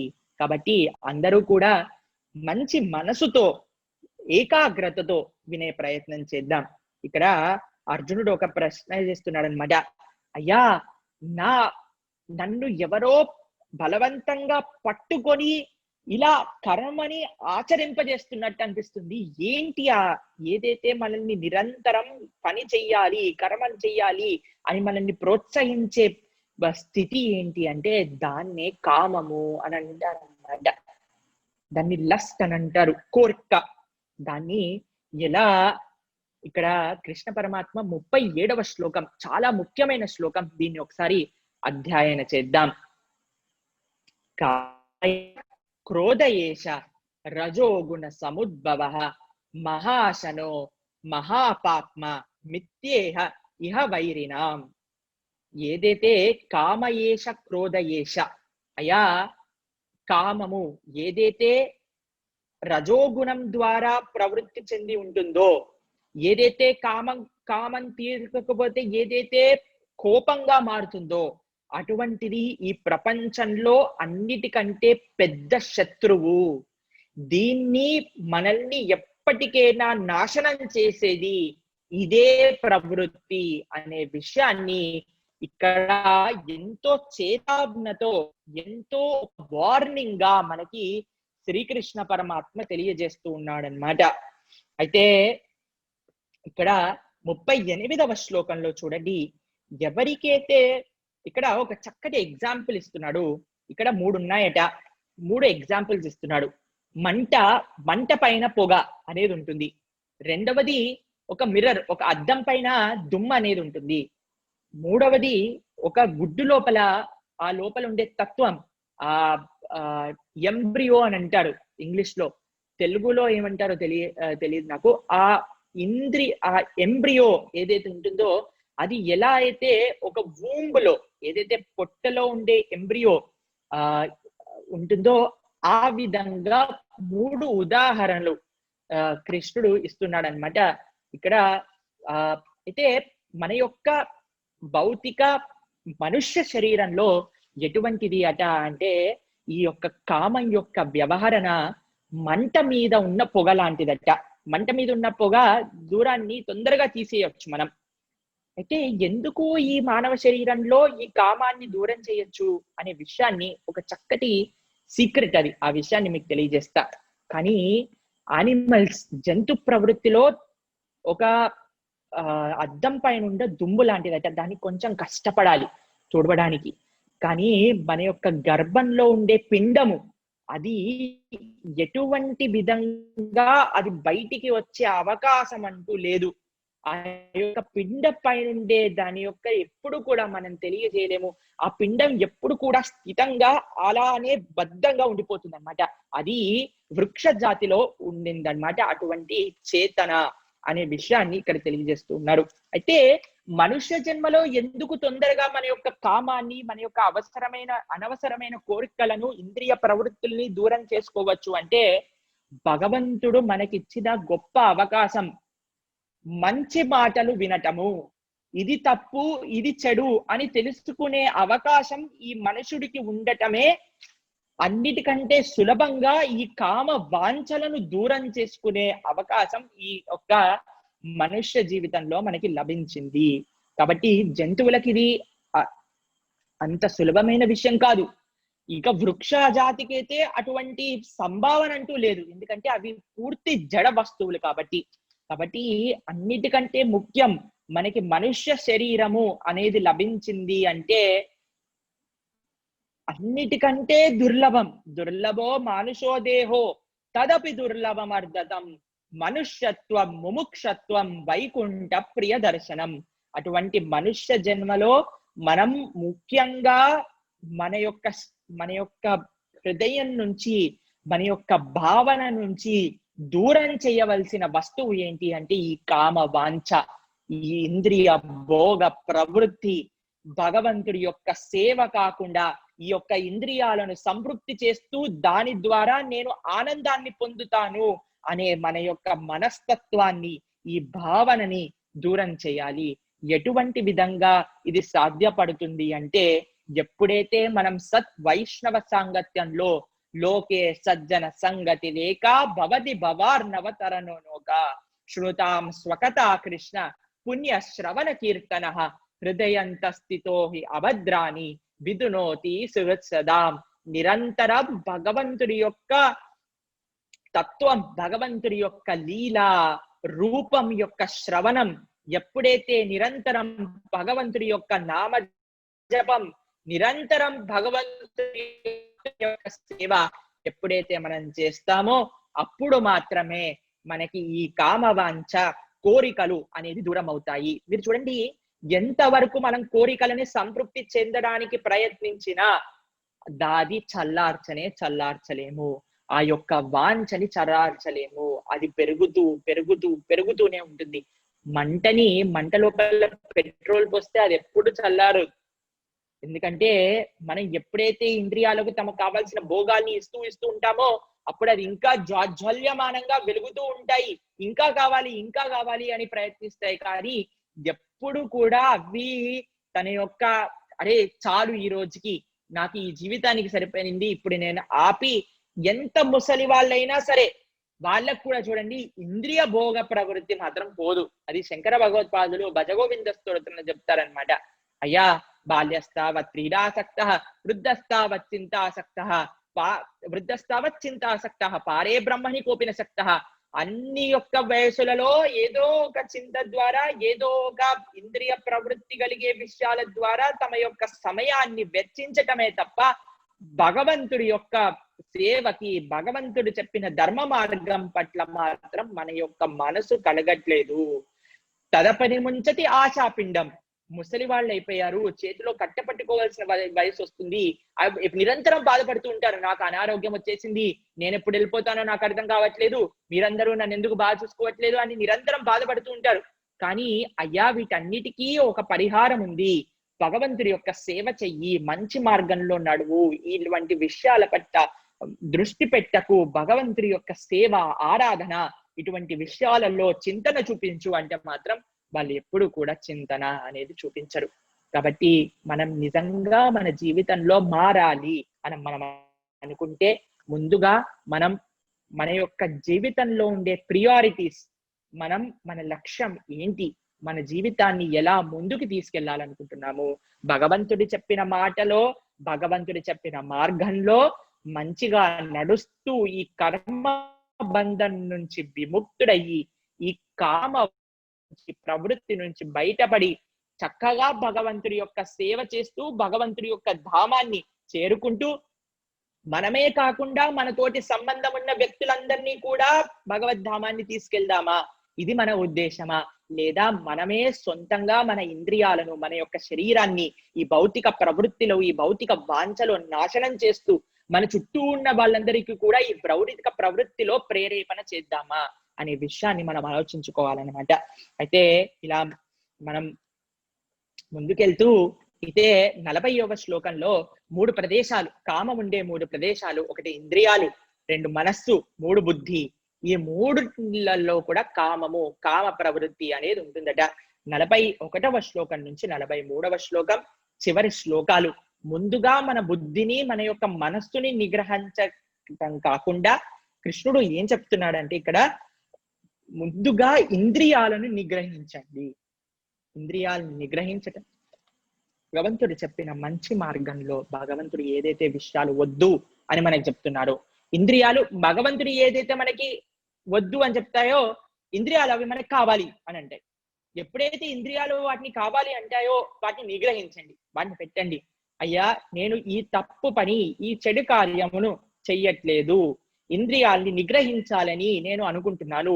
ఇంద్రియ నిగ్రహంతో మనం ఎప్పుడైతే ఉంటామో, ఇంద్రియ నిగ్రహంతో పాటు మనం బకాసుడి యొక్క కథలో ఏ విధంగా అయితే విన్నామో, భగవంతుడు ఆయన భీముడు భోజనం చేస్తున్నాడు అంటే మనము మన యొక్క ఆధ్యాత్మిక కార్యక్రమాలు చేస్తూ దాంతో ఉన్న శక్తితో ఇంద్రియ నిగ్రహం అంటే బకాసుడిని సంహరించటం, ఆ విధంగా మనం శక్తిని తీసుకుంటూ సంహరిస్తూ ఇంద్రియ నిగ్రహాన్ని చేస్తూ ఎప్పుడైతే మనం ముందుకెళ్తామో అప్పుడు మన యొక్క మనస్సు, బుద్ధి ఈ 2 కూడా స్థితమవుతాయి, నిశ్చల తత్వంలో మనం ఉంటాము.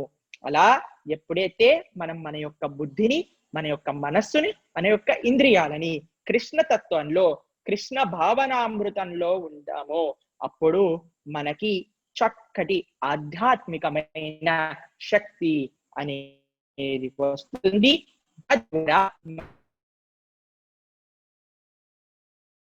సముద్భవ మహాశనో మహాపాప్మ మిత్యేహైహ వైరినాం, అన్నిటికంటే పెద్ద శత్రువైన ఈ కామాన్ని మనం జయించగలుగుతాము అనే విషయాన్ని ఇక్కడ భగవంతుడు 3వ అధ్యాయం కర్మయోగంలో మనం తెలియజేస్తూ ఉన్నారు. కాబట్టి అటువంటి చక్కటి జ్ఞానాన్ని అందించిన శ్రీకృష్ణ పరమాత్మకి మంగళాశాసనం చేస్తూ అర్జునుణ్ణి ఒక అవలంబంగా చేసుకుంటూ మనందరము తరించాలి అని మన కోసం భగవంతుణ్ణి ప్రశ్నలు అడిగి మనల్ని అందరికీ ఈ తత్వాన్ని అందించిన అర్జునుడికి మంగళాశాసనం చేస్తూ ఈ కృష్ణ అర్జున సంవాదాన్ని మనకి అందించిన వ్యాస భగవానుడికి మంగళాశాసనం చేస్తూ, ఈ వ్యాస భగవానుడు అందించిన నిగూఢ తత్వాన్ని ఎంతో కరుణతో మనందరికీ అర్థమయ్యే విధంగా అందించిన ఆచార్యులకి, మన శ్రీల పరూపాదులకి అనేక కోటి ప్రణామాలు చేస్తూ మన యొక్క కృతజ్ఞత తెలియజేసుకుంటూ ఈ రోజు చర్చను ఇంతటితో ముగించుకుందాం. మంగళాశాసన పరే మతాచార్య పురోగమై సర్వైశ్చ పూర్వైరాచార్యై సకృతాయాస్తు మంగళం. శ్రీల ప్రభుపాదికి జై. సర్వే జనా సుఖినో భవంతు. సర్వం శ్రీ గురు దివ్య చరణారవిందార్పణమస్తు. హరే కృష్ణ. హరే కృష్ణ. మనము ముంచుకునే ముందుగా కొన్ని ముఖ్యమైన విషయాలని మీకు చెప్తాము. రేపు అధిక మాసంలో అధిక పురుషోత్తమ వ్రతం మనందరం చేసుకుంటున్నాము. ఆ అధిక పురుషోత్తమ మాసంలో వచ్చే అద్భుతమైన రోజు ఏకాదశి రేపు. కాబట్టి అటువంటి ఏకాదశిని మనం చేసుకుందాం. రేపటి పద్మిని ఏకాదశిని చక్కగా భక్తి శ్రద్ధలతో నియమ నిష్టలతో నిష్కామంగా భగవంతుడి యొక్క సేవ, ఈ భగవంతుడి యొక్క సాంగత్యం ఎప్పటికీ మనకి ఈ విధంగా లభిస్తూ మనం చక్కగా భగవంతుడి యొక్క మార్గంలో ముందుకి నడుచుకోవాలి. చక్కగా మనం భగవంతుడి యొక్క కృపని ఎల్లప్పుడూ మనం మన యొక్క జీవితంలో రావాలి. భగవంతుడి యొక్క కృపా కటాక్షాలు ఎప్పుడూ మన పైన ఉండాలి అనే కోరికతో మనం రేపు పద్మిని ఏకాదశి వ్రతాన్ని చేద్దాం. తద్వారా భగవంతుడి యొక్క ఆశీస్సులను పొందుదాం. రేపు సాయం 6:45 గంటలకు 4వ అధ్యాయం భగవద్గీత చర్చలో మనందరం కలుసుకుందాం. ఖచ్చితంగా 6:45 గంటల నుంచి మనం ప్రారంభం చేసుకుందాం. కాబట్టి అందరూ టైంకి వచ్చే విధానాన్ని అవలంబిస్తే చాలా మంచిది. అదేవిధంగా ఎవరికైతే ఏమన్నా ప్రశ్నలు ఉంటే వాటన్నిటిని రాసి పెట్టుకోండి. ఒకసారి ఆ ప్రశ్నలు నాకైనా సరే, సుచారు నిమాయ్ ప్రభువుకైనా సరే తెలియజేయచ్చు. మాకు సమయం వీలున్నప్పుడు మీకు ఆ ప్రశ్నలకి సమాధానాన్ని తెలియజేసే పని చేస్తాము. ఎందుకంటే సుచారు నిమాయ్ ప్రభు కూడా ఎన్నో సేవలలో ఆయన చాలా వ్యస్తంగా ఉంటారు. నాకు కూడా మా యొక్క ఆశ్రమంలో ఎన్నో సేవలలో మేము ఉంటాం. కాబట్టి మాకు వీలైనప్పుడు మీకు మా యొక్క సందేహాల్ని పూర్తి చేసే ప్రయత్నం చేస్తాము. అయితే ఈ విధంగా మన యొక్క చర్చ అనేది ముందుకు తీసుకెళ్దాం. శ్రీకృష్ణ లీలలు యొక్క చర్చలు మనం వింటూ ఉన్నాము. 8వ భాగాన్ని సోమవారం రోజు మళ్ళీ విని, వచ్చే వారంలో మనం శ్రీకృష్ణ లీలలకు సంబంధించిన క్విజ్ మీ అందరికీ పంపిస్తాము. దాన్ని ఆన్సర్ చేసి మాకు పంపించండి తప్పకుండా. అయితే ఈ విధంగా చక్కగా అధ్యయన అనేది చేసుకుంటూ ఉన్నాము. మళ్ళీ రేపు 6:45 గంటలకు కలుసుకొని మనం 4వ అధ్యాయాన్ని పూర్తి చేసే ప్రయత్నం చేద్దాం. హరే కృష్ణ కృష్ణ కృష్ణ హరే హరే, హరే రామ రామ రామ హరే హరే. ఎవరికి ఏమైనా కోరికలు ఉన్నాయా? సందేహాలు ఉన్నాయా? కోరికలు ఉంచుకోకండి. ఒక కోరికలు ఉంచుకోవాలి. ఏంటి అంటే భగవంతుడి యొక్క భక్తి, ఇలానే చక్కటి సత్సంగత్యంలో ఉండాలి అనే కోరిక ఉంచండి. ఏదైనా భౌతిక కోరికలు ఉంటే దాన్ని పక్కన పెట్టండి. హరే కృష్ణ. ఏమైనా సందేహాలు ఉన్నాయా?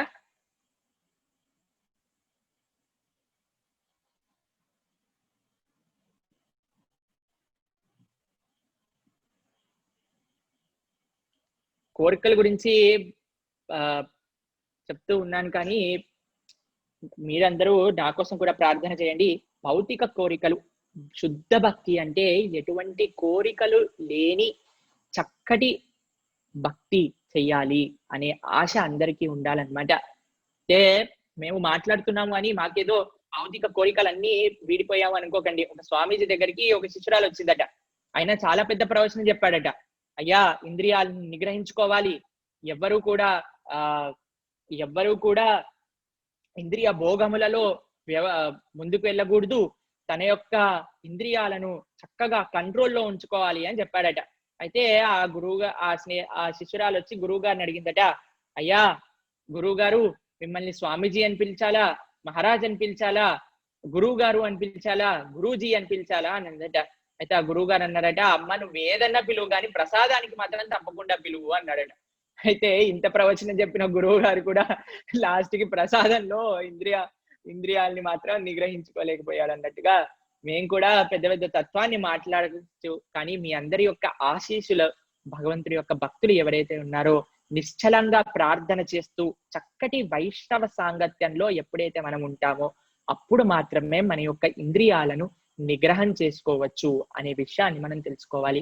కాబట్టి మేము కూడా ఆశ్రమంలో ఉన్న బ్రహ్మచారులుగా ఉన్నా సరే మా యొక్క సేవలు మా గురువు గారికి, శ్రీల ప్రభుపాదుల వారికి అందిస్తున్నా